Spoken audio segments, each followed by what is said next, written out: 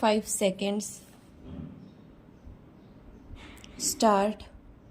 Further, SSC markets the agricultural produce of its members' stock.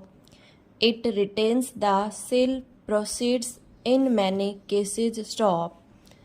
It is this retained amount which was payable to its members from whom produce was bought, which was invested in short-term deposits or securities stock.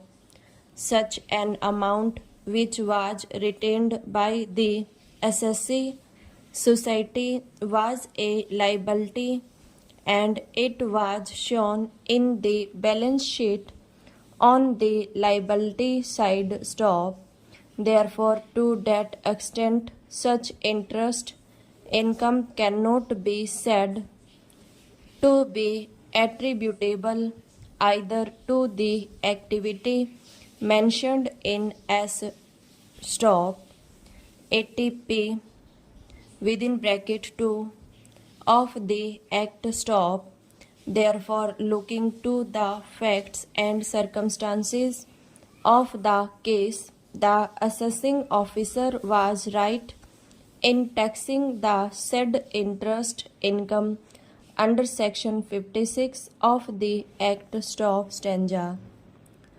To see that the source of income is not relevant for deciding the applicability of S stock ATP of the Act would not be correct, because weightage needs be given to the words the whole of the amount of profits and gains of business attributable to one of the activities specified in S stock ATP within bracket 2 within bracket A of the Act stock.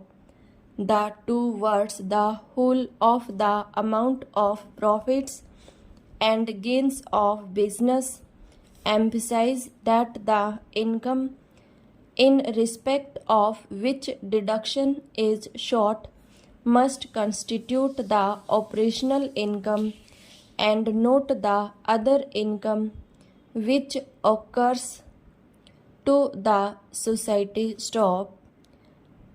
As regards validity of the notice under section 148 of the Act to reopen the assessment, it essentially concerns factual aspect stock. The tribunal is the final fact finding authority under the Act stock.